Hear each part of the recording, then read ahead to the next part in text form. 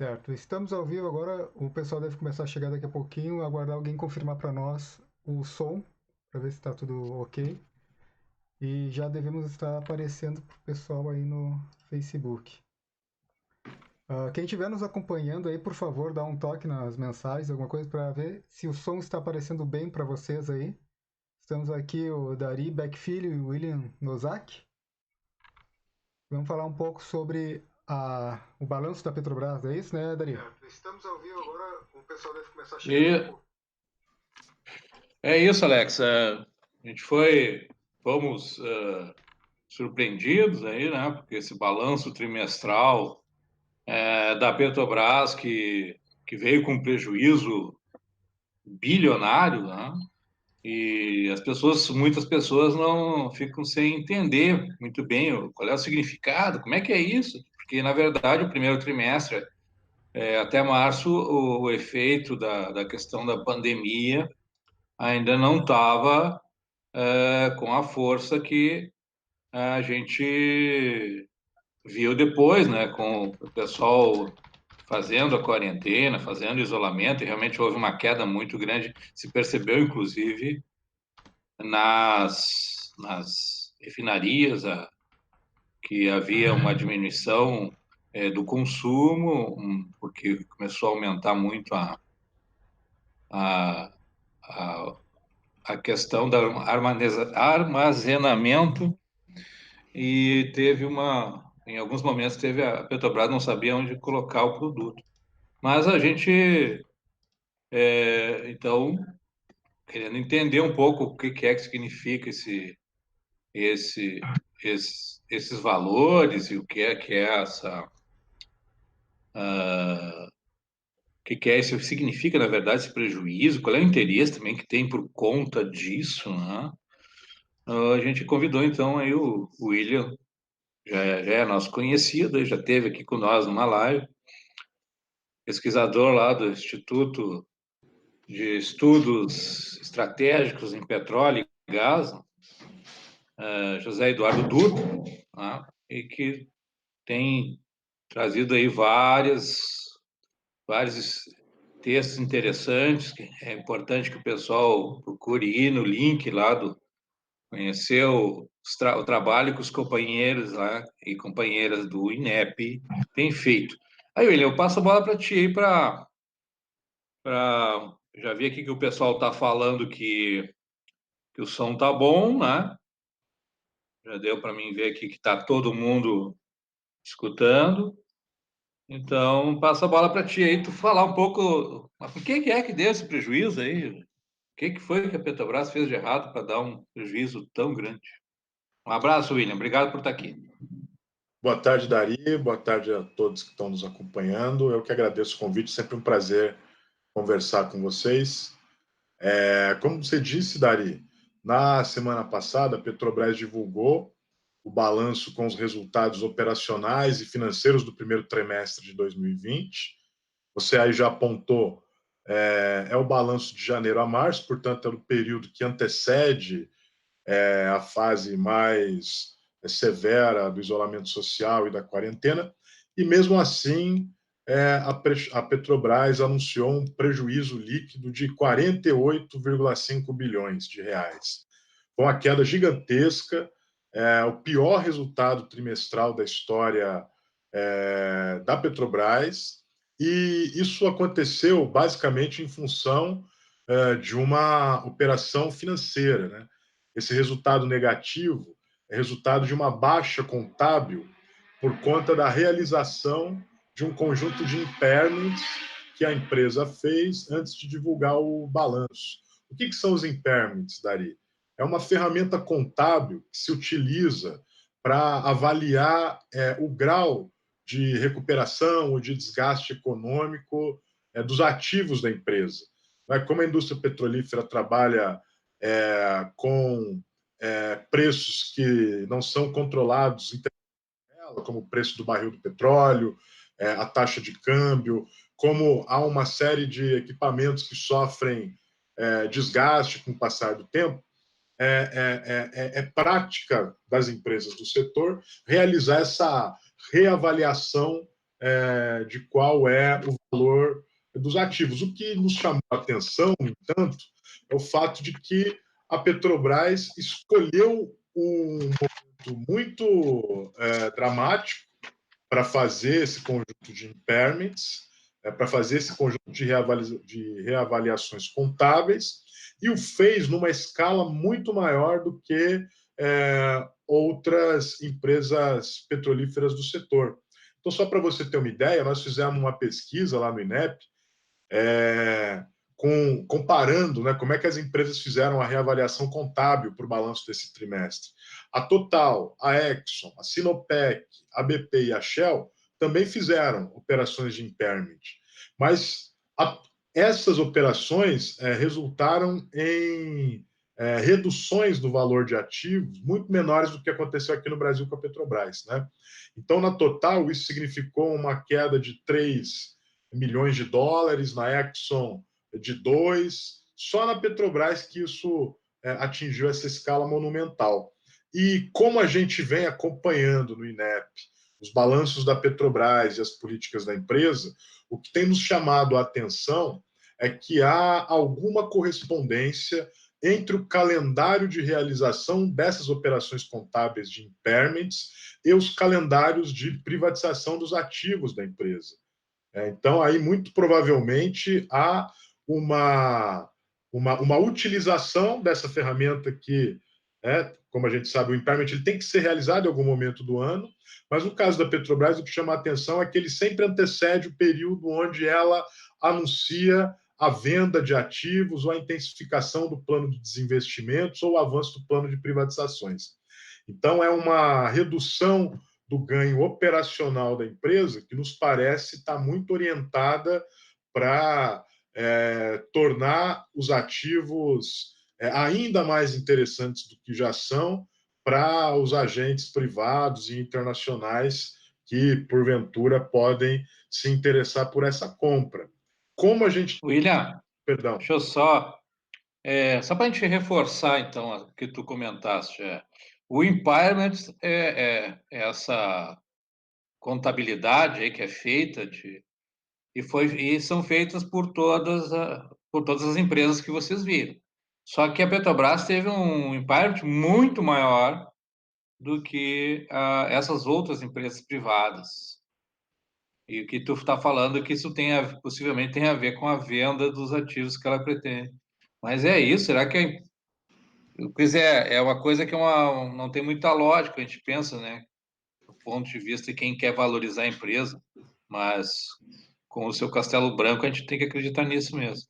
Então, só para reforçar isso, acho que esse conteúdo, essa parte, essa definição que tu colocou aí para a gente continuar. Causa estranhamento mesmo, Dari.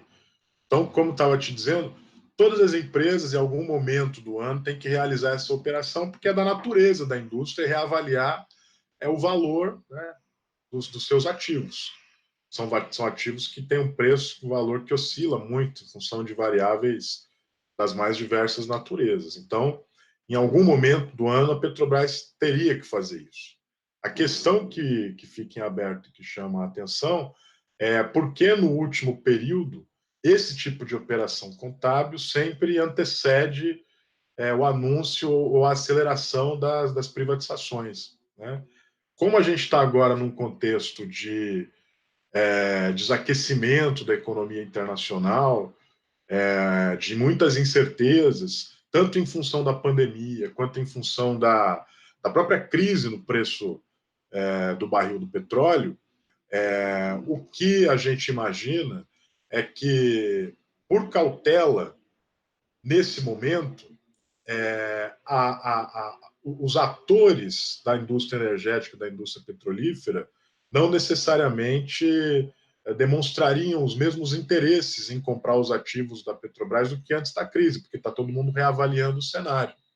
Como insistentemente a Petrobras mantém no seu plano estratégico a diretriz dos desinvestimentos, me parece que ela está tentando viabilizar isso de todas as formas possíveis, inclusive antecipando resultados operacionais negativos. Deixa eu perguntar uma coisa aqui, que veio a pergunta aqui no nosso companheiro aqui pergunta, o Daniel, pergunta se existe alguma exigência legal para o impairment, antes da venda do ativo.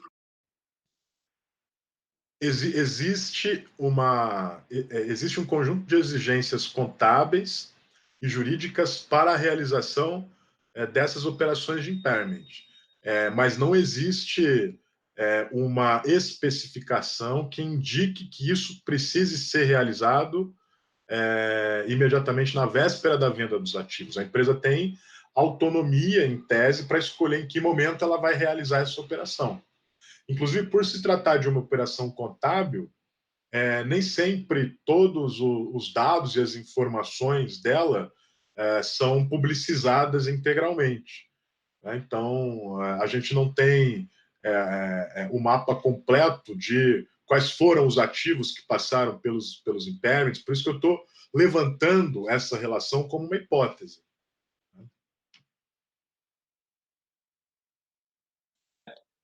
Não, importante isso, porque a gente acha, nós já tivemos um momento em que tivemos outros impairments violentos aí na Petrobras, né? A gente teve isso, e a alegação na época era por conta da redução do valor do petróleo. Isso também é uma desculpa que eles estão dando agora, mas o que fica claro, e lá naquela época também fica claro, é que as outras empresas petrolíferas fazem impairments, mas nenhuma faz ou deprecia o seu patrimônio da forma como que a direção Petrobras está fazendo. E um elemento que complementa esse raciocínio, Dari, se você me permite, é que, apesar de ter tido prejuízo nos resultados operacionais, nos resultados contábeis, a Petrobras teve resultados operacionais positivos. A exportação de óleos combustíveis, por exemplo, aumentou. Então, o que acontece é um resultado contábil negativo que ofusca um resultado operacional positivo. E por trás dessas duas coisas, o que a gente percebe é a companhia avançando na construção do seu projeto de ser uma empresa concentrada em exploração, produção e exportação de óleo cru. Pois com essa história da pandemia aí, agora aparentemente as coisas de forma antecipada começam a voltar voltar ao normal não, estão indo para o novo normal, né? E começa a aparecer de novo a movimentação das pessoas. Seria o momento em que o refino poderia trazer um resultado operacional mais positivo. Mas eu acho que tu podia também falar um pouco sobre isso, de como é. Agora, a gente sabe que vai ter um impacto econômico aí, né? Toda essa questão da pandemia terá um impacto econômico em geral. E tem uma preocupação também que eu tenho visto em alguns analistas, que com o posicionamento do governo federal do Bolsonaro, e nós estamos virando o ponto quente, né, o hotspot da pandemia, e nós, em algum momento, sofrer aí um boicote sanitário em relação às nossas exportações e mesmo importações das pessoas, né? Então, se puder comentar um pouco sobre isso. Bom, como eu estava dizendo, Dari, então, apesar desse resultado contábil negativo, a Petrobras indicou um melhor desempenho operacional. Então, o chamado EBITDA, né, que é o lucro antes dos juros, impostos, depreciação e amortização da empresa, ele chegou a crescer 36%. Ele contabilizou 37 bilhões e meio de receita total de vendas para a empresa. E isso é resultado do aumento de exportação de petróleo cru e, como você disse, de alguns derivados. Tem uma coisa que chama atenção nesse balanço, que é, além do aumento da exportação de óleo cru, porque países da Ásia aumentaram a compra até para fazer estoque. A China, por exemplo, está conduzindo uma política de organizar o seu estoque estratégico, o seu estoque de reservas estratégicas, de reservas comerciais. Então, teve um aumento de exportação de óleo cru para a Ásia, mas também teve um aumento, esse é o que eu queria dialogar com a tua questão, em alguns derivados que são importantes. E chamou a atenção da gente o bunker oil, que é o combustível marítimo. Né? Ele foi exportado muito intensamente para o mercado asiático e Singapura se transformou numa grande compradora do combustível marítimo brasileiro. E aí tem um detalhe que o nosso derivado de combustível marítimo, ele está despertando mais interesse internacional porque o óleo do pré-sal tem uma taxa menor de enxofre. E isso responde às novas especificações internacionais para combustíveis marítimos. Então, há uma tendência de que, apesar da crise, aumente aí a venda e a exportação desse derivado brasileiro, o que só reforça a importância das refinarias num contexto adverso como esse. Uma outra coisa que a gente tem notado, William, agora que o preço do petróleo deu uma caída boa, mas parece que deu uma recuperada aí, chegou num novo patamar. Ainda é um patamar baixo em relação ao que nós tinha de $65, $70, o ano passado. Tô olhando aqui para o Brent agora, está 35. 35. E qual é o impacto que isso tem aí mas um impacto para a Petrobras é que para tu receber em dólares, tu tem que produzir o dobro. Era $70. Tu vendia $70. E tu agora vende 35 para tu ter o mesmo retorno, precisa produzir o dobro. E isso é uma coisa que não é muito fácil de fazer, mesmo com a entrada do pré-sal. E tu deve comentar um pouco essa questão do preço, essa disputa econômica que está havendo aí nas exportadores, importadores, se pudesse, que o impacto que tem aí para frente. De fato, a crise do preço ela tem sido muito impactante, né? A gente atingiu aí patamares que foram os mais baixos da história nas últimas décadas e pegou a indústria petrolífera de maneira bastante frontal. Isso impôs a necessidade das empresas organizarem seus ajustes financeiros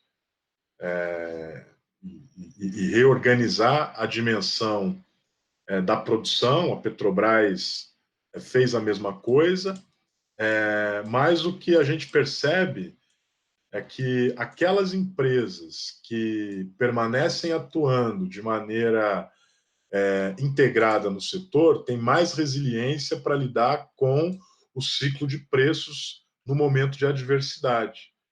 Então, aquelas empresas que têm uma área de refino, uma área de petroquímica, distribuidoras e infraestrutura de logística, inclusive para organizar a armazenagem e estocagem hoje, estão demonstrando menos perdas nos seus valores negociados nas bolsas do que aquelas que estão passando por esse processo de desestruturação, de privatização. Aliás, o medo e a incerteza com o futuro nesse mundo pós-pandemia é tão intenso, Dari, que todas as grandes empresas petrolíferas estão agora preocupadas com como pode acontecer o debate sobre a transição energética daqui para frente. Todas elas estão organizando algum tipo de investimento em outras fontes de energia. A Petrobras é a única grande petrolífera que, nesse processo de privatizações, onde ela está se desfazendo de ativos de muitas áreas, também está deixando de investir em transição. Então, a gente fica desguarnecido, porque não tem a infraestrutura de distribuição e logística para organizar a armazenagem e estocagem, tende a se perder a infraestrutura de refino, que seria muito importante nesse momento para a gente poder aproveitar essas oportunidades que vão surgir diante do enfraquecimento da exportação de óleo cru, e também fica desguarnecido de pensar o futuro a partir da inserção em outras fontes energéticas. Então, é muito dramática a situação que esse balanço revela. Uhum. Olha só, o pessoal que está assistindo, vamos compartilhar, curtir, comentários, se fizer perguntas aqui. O Daniel Silva tem uma outra questão aqui que ele levantou, que de repente pode comentar, William. Ele pensa que a ideia do impairment, desse resultado, tem a ver com para justificar o não pagamento de dividendos para os acionistas.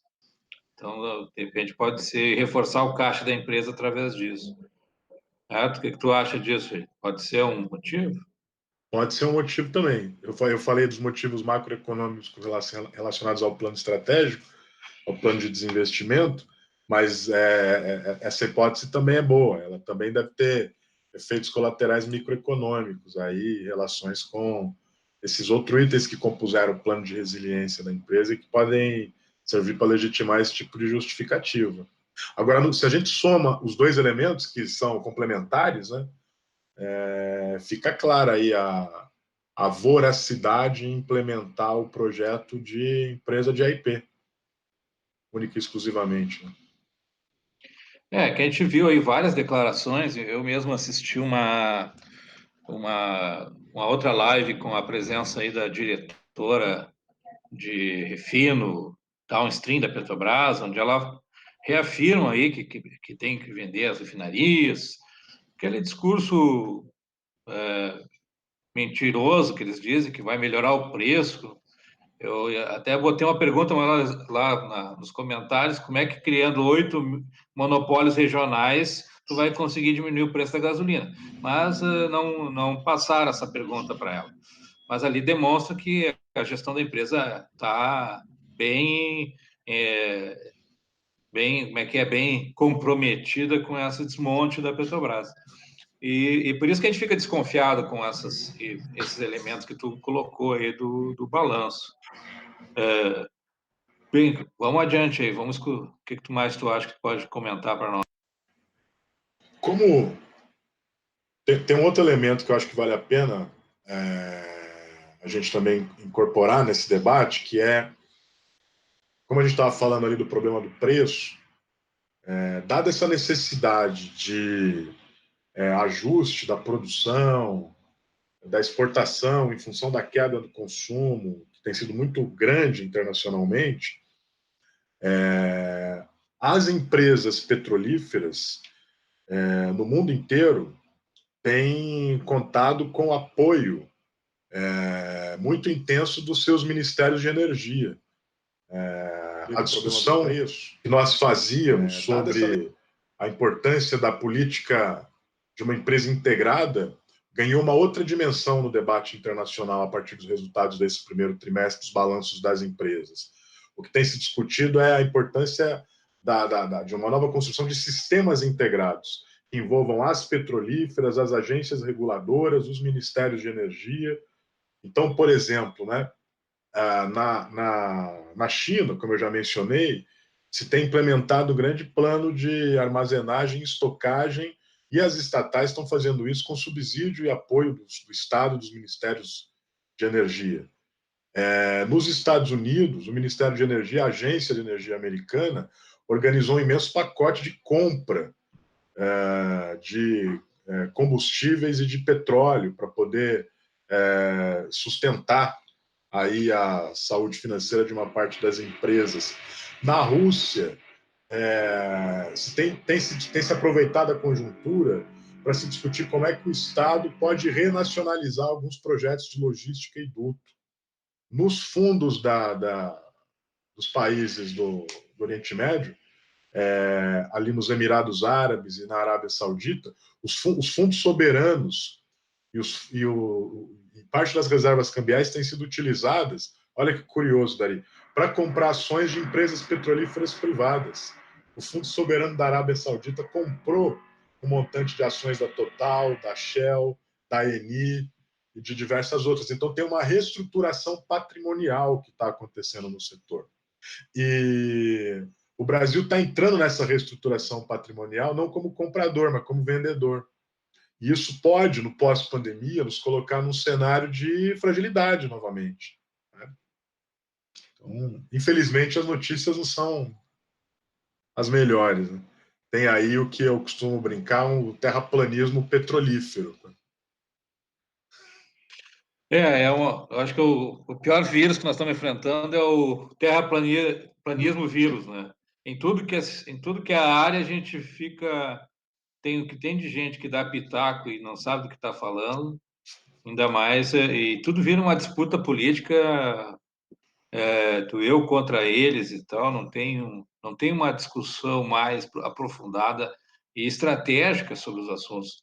A questão da energia para um país do tamanho do nosso, com as possibilidades que tem, ela é estratégica.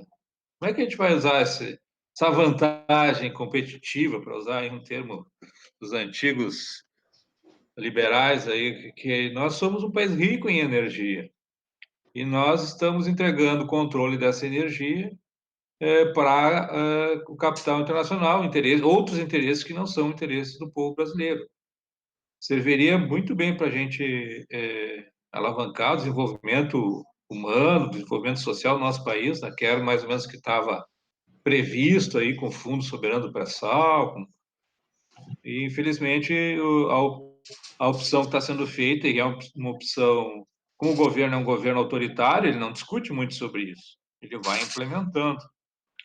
A gente tem brigado muito aí com ações na justiça e mesmo mobilizações da categoria de políticos e tal. Só que agora, com essa questão da pandemia, estamos meio bloqueados.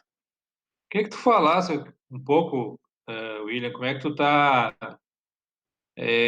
vendo agora a questão já que aqui nós descobrimos a cura da doença aqui, que é a tal da cloroquina, então vai todo mundo ficar bem, aí nós vamos voltar a funcionar de uma forma mais normal. Já dá para perceber algum efeito aí dessa afrouxamento da quarentena? Aí, como é que tu enxerga isso para diante? Esse debate ele tem sido feito, como você sabe, né, Dari, de um jeito muito atravessado no Brasil, porque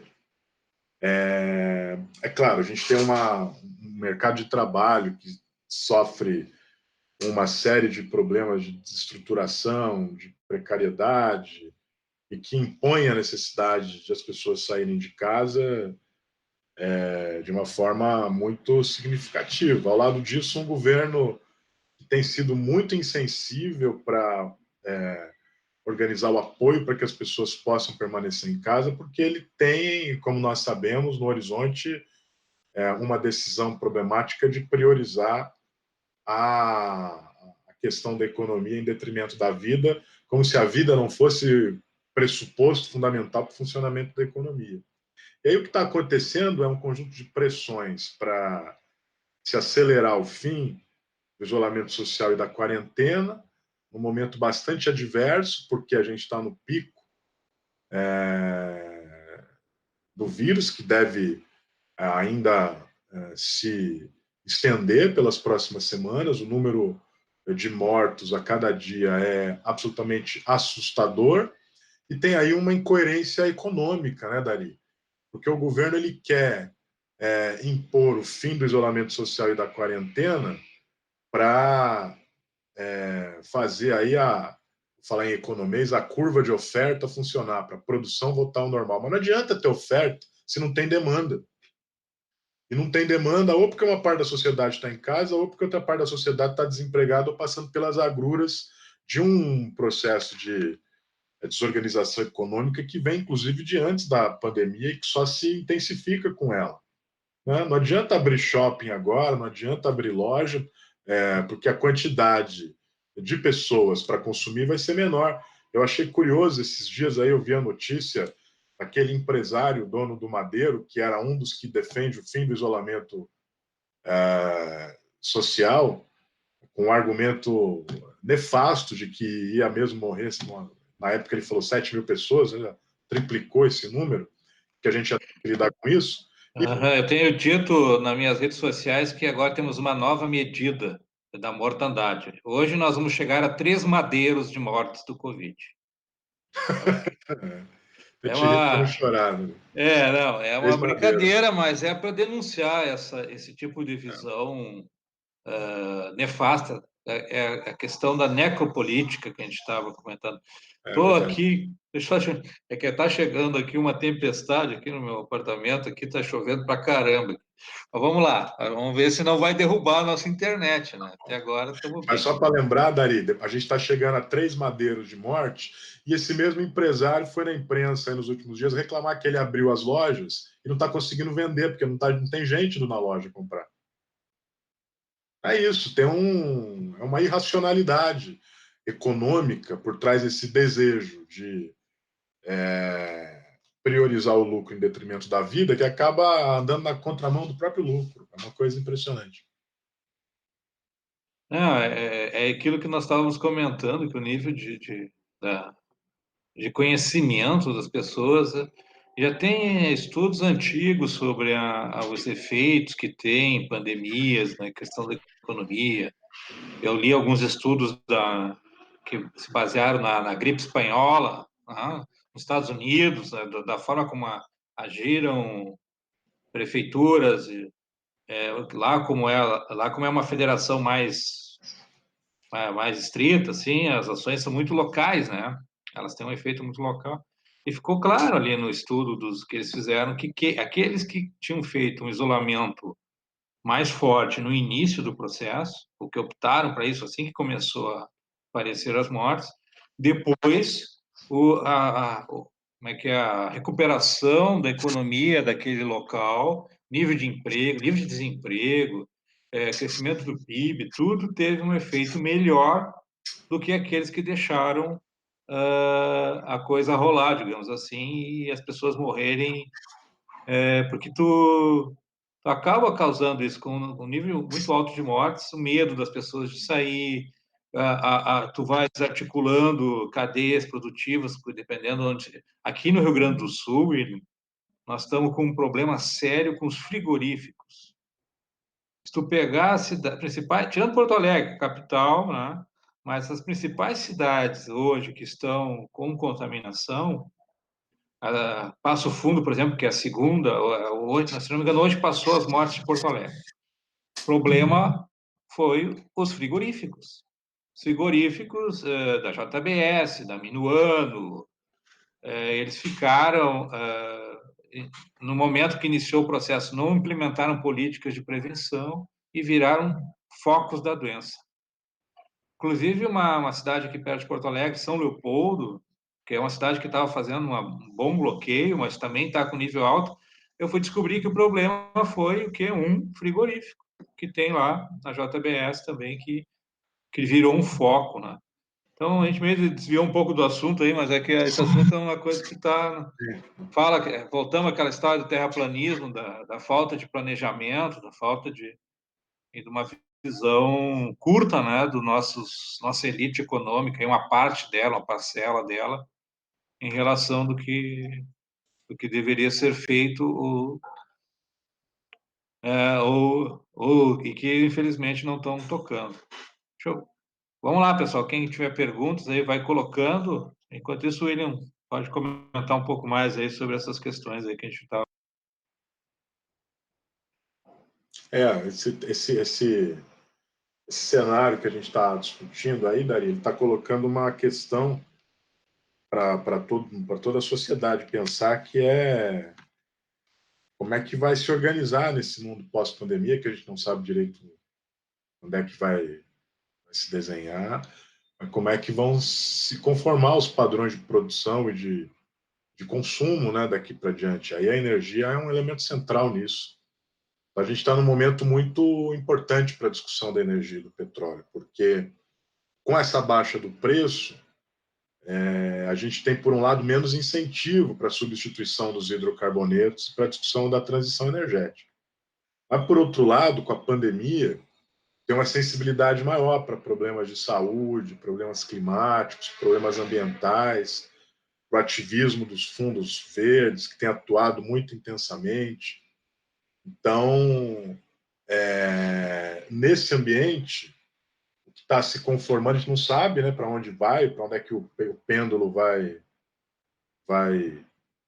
cair daqui para frente, mas é um momento decisivo para a discussão da energia no futuro. E o que a gente tem dito no INEP é que, muitas vezes, quando se debate esse tema, o petróleo e as empresas petrolíferas são colocadas aí como uma espécie de vilãs, né?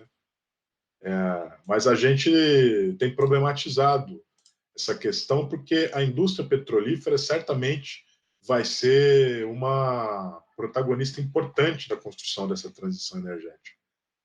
Em primeiro lugar, porque o gás é uma energia de transição importantíssima, porque é menos poluente do que o petróleo. No caso do Brasil, por exemplo, a gente tem a produção associada, né? Então, isso coloca e mantém a Petrobras, ou mantém essa discussão no centro do debate do setor.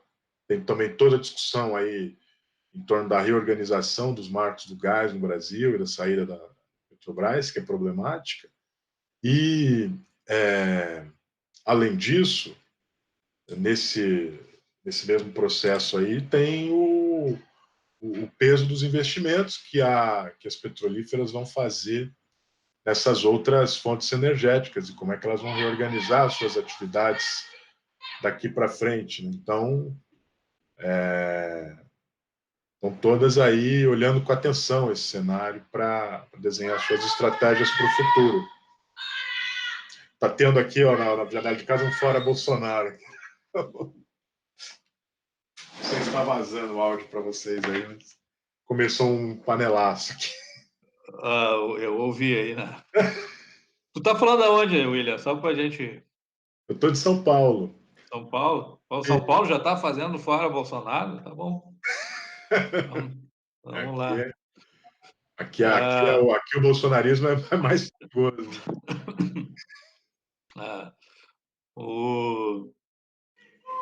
Mas voltando aqui, temos aqui o Renato, aqui tá, Renato Troian, Renatão, comentando aqui que primeiro ele tira uma onda, né? Tá dizendo que lá em Alagoas, onde ele mora, tá 28 graus. Depois, aí ele é um sacana, aqui um chuvarado do cão aqui. Mas ele falando que vender hoje, com dólar alto e ações em baixa, é entreguismo. Eu queria que você comentasse um pouco essa frase dele.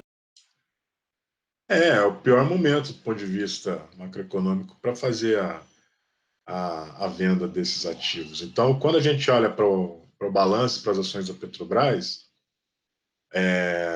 tem alguns ajustes financeiros, Dari, à luz da realidade dessa crise que a gente está vivendo, do impacto no setor, do problema no preço. Tem alguns ajustes financeiros que, do ponto de vista técnico, são mais compreensíveis, sobretudo na exploração e produção. Então, tem aí uma redução do investimento, que caiu, no caso da Petrobras, de 12 bi para 8 bi e meio em 2020, mas está próximo do que as petrolíferas têm feito. Tem aí um problema muito grande para a gente discutir com os trabalhadores petroleiros, que é o corte nos gastos operacionais, que tem impactado todo o setor. A Petrobras faz isso de uma maneira muito mais severa do que outras empresas. Enfim, mas tem outros ajustes que não são compreensíveis ou que são menos compreensíveis, não só do ponto de vista político, mas também do ponto de vista técnico.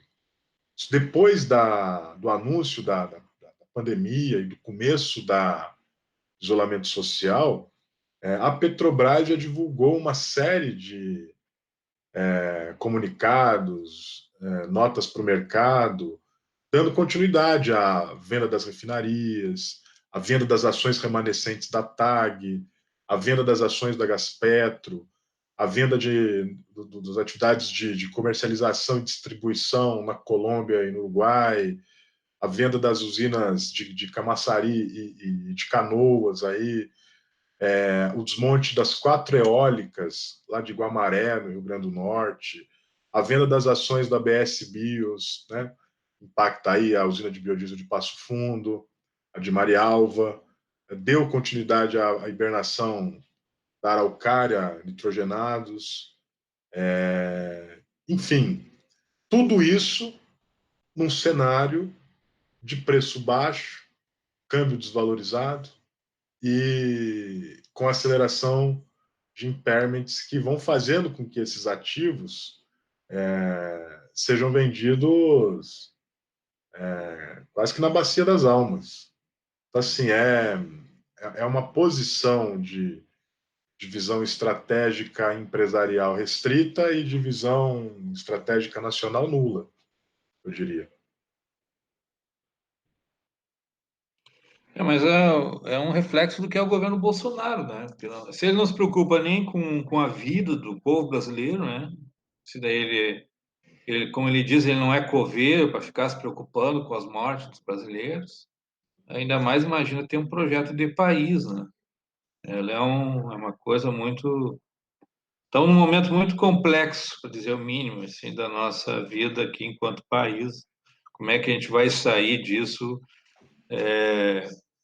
Ontem nós tivemos aí mais um pedido de impeachment, só que esse foi feito por 400 entidades, né, 7 partidos, mais personalidades. Foi um pedido do ponto de vista assim, do simbolismo assim muito importante, muito bem. Motivos não faltam, né, para ele ser. E ele tem demonstrado que está sentindo a pressão porque se aproximou aí das piores figuras do centrão político, né? Aqueles que ele abominava como criminosos, queria fazer a nova política, ele correu atrás, aí já deu lugar para o Marum de novo lá na Itaipu, já deu, e está conversando com o Jefferson lá do PTB, né? Então, isso também demonstra um pouco de fraqueza. Nós estamos com uma situação no nosso país, crise política, crise da pandemia, aí já tinha uma crise econômica anterior, por conta da gestão desastrada do Paulo Guedes, né? Uma coisa. E o cara ainda continua, o cara diz que quer. O pessoal propôs aí a manter mais uns meses a questão do auxílio, né? De R$ 600, que não é, mas para a população pobre, de baixa renda, miserável, tem um impacto muito grande. E o cara não quer dar o dinheiro, quer dar 200 pila, e olha lá, se der. É eu acho. é, e esse dinheiro, quando cair na mão dessas pessoas, vai virar comida, vai virar roupa, vai girar a economia, vai ajudar o processo econômico, mas não. O que vai resolver o problema é liberar as academias de ginástica. Isso aí resolveu o problema. Eu não, e os caras, e tem algumas pessoas ali que ficam endeusando esse tipo de opinião furada, tá? Não tem como, ao dar esse dinheiro, gerar inflação num processo como nós estamos agora de baixo consumo de tudo. Mas, bem, esse é um pouco uma digressão aqui em cima do que a gente enxerga aí Acho que, voltando um pouco à nossa conversa do balanço, né? Tem uma pergunta aqui do Alex, aqui, ó, tu comentou da venda das usinas termoelétricas e o Alex já sentiu para fazer uma pergunta, que se essa venda dessas usinas termoelétricas pode vir a impactar o valor da energia elétrica pago pelo consumidor. Então, queria que se tu pudesse falar um pouco sobre isso, falar aí, a gente faltando uns 15 minutos aí para nós encerrar a nossa live. Quem tiver perguntas aí, pessoal, vamos postar aqui. Lembrar que o vídeo completo vai estar guardado ali no Facebook do sindicato. Quem quiser assistir desde o início. Quem chegou no metade aí. Vamos lá. Então, William, venda das usinas, pode.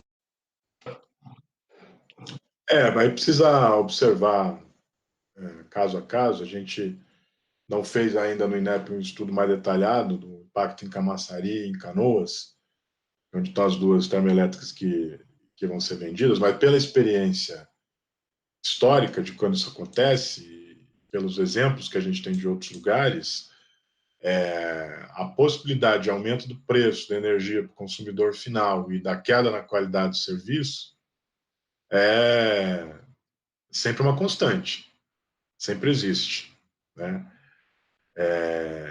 Então, a gente nota isso aconteceu, inclusive, em outros países que estão revisando a maneira como fizeram seus processos de privatização hoje, estão revisando a maneira como isso impactou o preço da energia e de outros serviços básicos também urbanos que passaram por processo de privatização.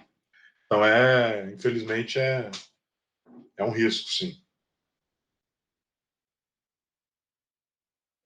Bem, William, vamos fazendo então aqui um resumo um pouco do que a gente conversou.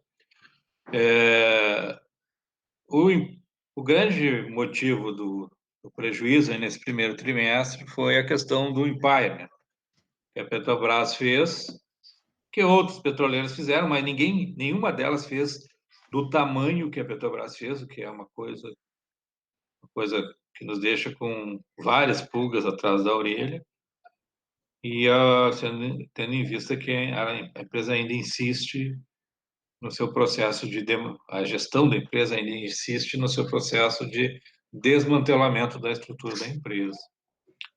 E que naquela live que eu assisti, a diretora lá falava também que havia um grande interesse aí de novos. Mas eles continuam insistindo com esse discurso de que vai haver competição, que vai melhorar o preço, que vai. Eu nunca vi, por exemplo, eles venderam, que foi a TAG, foi a TAG, né? TAG que foi vendida lá no Nordeste. Ia baixar o preço do gás, só que quem comprou continua cobrando o mesmo preço da Petrobras, que é a única que usa. Eu nunca vi concorrência, só tem um duto para levar o negócio, sabe? É uma coisa. Então é importante que a gente continue denunciando esse tipo de mentira que é contada aí para a sociedade. E que tu fizesse as tuas considerações finais aí sobre o que tu acha importante ressaltar, né? E toca a ficha aí. Então, eu acho que é isso, Dario. O ponto principal é esse prejuízo assustador de 48 bilhões e meio de prejuízo líquido, que foi provocado pela realização antecipada, intensa, numa escala maior do que as outras petrolíferas, como você também ressaltou, pela Petrobras. E o segundo ponto é que, apesar disso, esse prejuízo contábil, quero enfatizar isso, ele ofuscou o resultado operacional positivo da empresa. Por que eu quero enfatizar isso?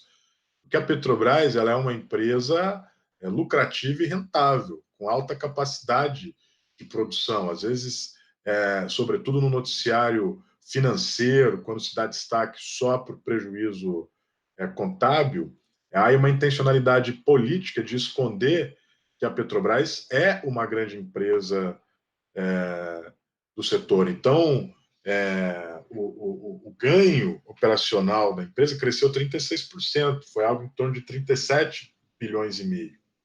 A receita total de vendas cresceu 7%, apesar desse momento de crise. A exportação cresceu 70%, concentrado, como a gente conversou, em óleo cru, mas também em alguns derivados, como o combustível marítimo lá, que tem menos enxofre e, portanto, daqui para frente deve ser mais vendido no mercado internacional.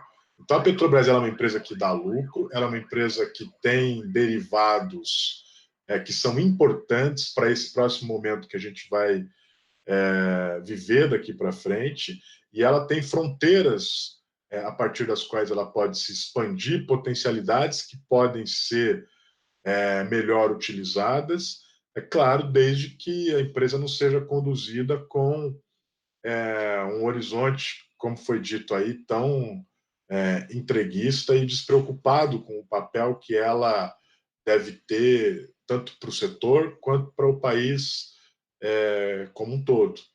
Então, a Petrobras ela é uma empresa muito resiliente. Não resiliente no sentido que a gestão usa nos seus documentos, né? Porque a gestão usa a palavra resiliência para desqualificar a produção, os trabalhadores, que é aquilo que a empresa tem de mais importante.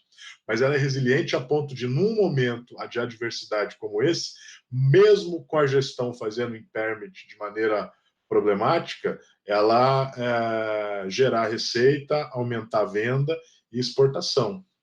Então, vamos esperar aí que, apesar desse período de adversidade que a gente está passando, que também deve impactar o balanço do próximo trimestre da Petrobras, que já vai trazer resultados, dessa vez sim, marcados pelo período de isolamento social, mas a despeito disso, a Petrobras respira.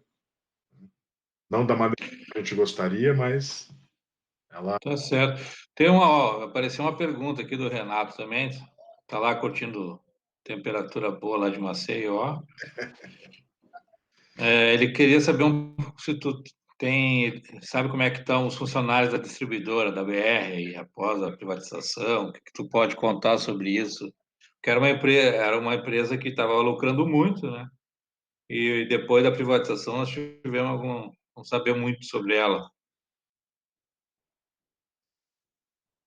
Olha, Dari, especificamente como é que estão os trabalhadores da BR, eu confesso que a gente precisa olhar com mais cuidado, aliás, porque isso, inclusive, é uma frente que a gente tem que atentar, porque a Petrobras é uma das empresas que do setor mais tem demitido, né?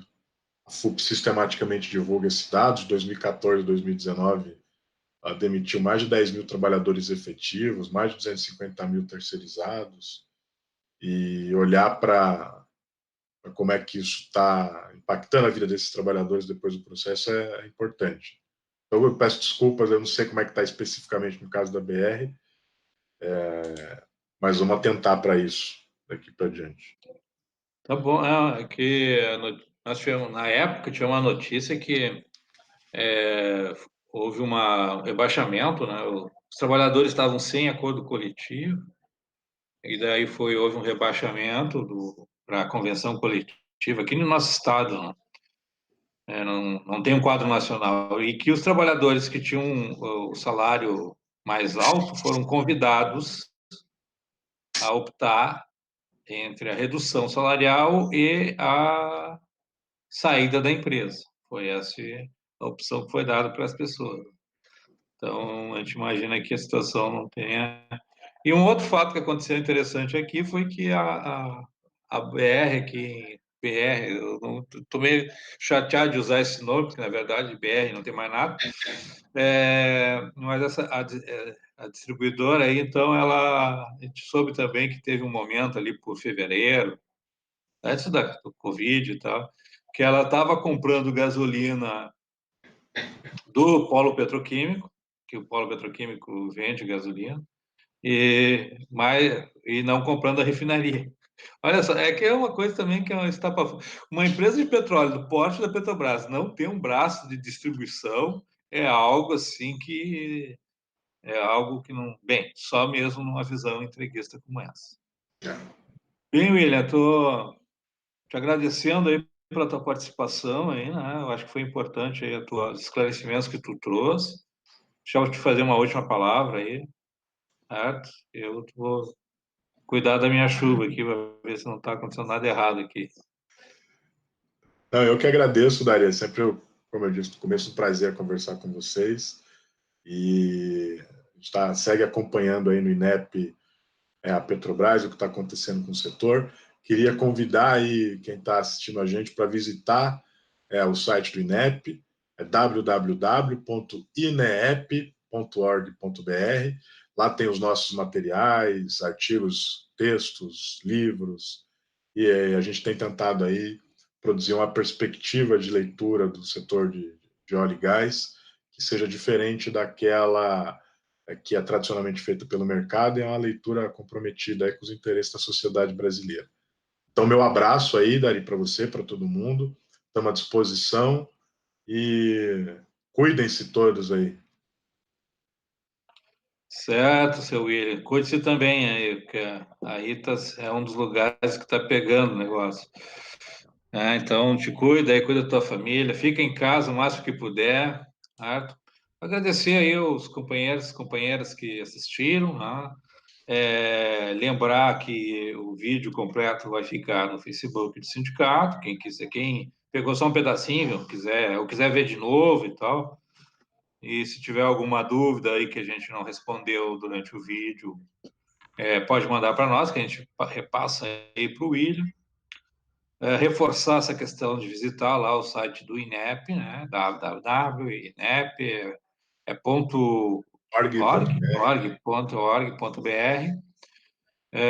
Sempre tem textos interessantes, importantes, com análises com uma visão diferente. Acho que como eu já disse desde o início, teve uma iniciativa importante, estratégica da Federação Única dos Petroleiros, foi criar esse instituto que tem nos fortalecido com seus estudos profundos e com mais qualidade do que a gente, enquanto diretor do sindicato, conseguia criar. Essa é uma arma importante no debate com a sociedade. Um abraço, Emílio. Obrigado a todos e todas. Encerramos por aqui a nossa live de hoje. Até a próxima. Um abraço. Até. Tchau, tchau.